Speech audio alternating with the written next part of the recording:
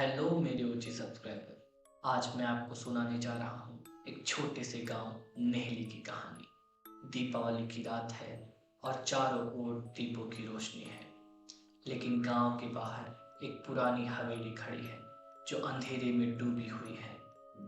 नेहली गांव में हर दीपावली की रात इस पुरानी हवेली में कुछ ऐसा घटता है जिसे कोई देखना नहीं चाहता। यह हवेली एक चुड़ैल की है जो दीपावली की रात आती है। एक लड़का आरव अपने दोस्तों के साथ दीपावली मनाने के लिए नेहली गांव आता है। वे सभी हवेली के पास जाते हैं और फैसला करते हैं कि जहां ये कहानी सुनने को मिलती है कि दीपावली की रात वहां चुड़ैल का साया है, हम इसे देखेंगे। आरव और उसके दोस्त जानते थे कि सिर्फ एक कहानी है, लेकिन सच्चाई कुछ और ही है। आरव और उसके दोस्त हवेली के पास पहुंचते हैं। हवेली के दरवाजे पर एक पुरानी तस्वीर लगी है जिसमें एक महिला का चित्र दिखाई देता है। दोस्तों में एक निकुंज कहता है यह तस्वीर चुड़ैल की है। कहा जाता है यहाँ आत्महत्या कर ली थी उसने, अब उसकी आत्मा यहाँ भटक रही है। पुरानी कहानियाँ कभी कभी सच भी हो जाती हैं। आरव और उसके दोस्त हवेली के अंदर प्रवेश करते हैं।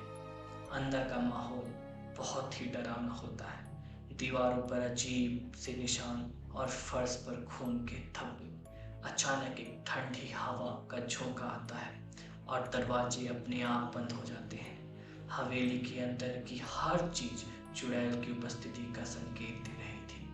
दोस्तों ने अजीब अजीब आवाजें सुनाई देने लगी। उन्हें लगता है कि कोई उन्हें देख रहा है। वे सभी डर के मारे बाहर निकलने की कोशिश करते हैं, लेकिन दरवाजा बंद हो जाता है। आरव को एक पुरानी किताब मिलती है जिसमें चुड़ैल की कहानी लिखी होती है। किताब में लिखा था कि चुड़ैल का नाम शशि था और उसे यहाँ आत्महत्या कर ले, उसे एक विशेष मंत्र से ही मुक्त किया जा सकता है। आरव ने हिम्मत करके किताब का मंत्र पढ़ना शुरू किया, लेकिन हर बार कुछ न कुछ अजीब घटता। कभी खिड़कियां अपने आप खुल जाती, कभी फर्श हिलने लगता। दोस्तों में एक समीरा कहती है यह चुड़ैल हमें रोकने की कोशिश कर रही है। आत्माओं के साथ खेलना आसान नहीं होता। वे सदियों पुरानी कड़वाहट और दुख को अपने साथ लाती हैं। आरव ने हिम्मत नहीं हारी, अंततः मंत्र पढ़ने में सफल हो गए। अचानक हवेली एक तेज रोशनी में फैल गई। शशि की आत्मा मुक्त हो गई, लेकिन हवेली में अब भी अजीब सी शांति थी। क्या सच में सब समाप्त हो गया था या सिर्फ एक नई शुरुआत थी? आरव और उसके दोस्त हवेली से बाहर निकलते हैं, लेकिन उन्हें लगता है कि कोई उनका पीछा कर रहा है। वे मुड़कर देखते हैं, लेकिन वहां कोई नहीं था। आरव को एहसास होता है कि वह अब भी आत्मा के प्रभाव में है। यह कहानी यहीं खत्म नहीं होती है।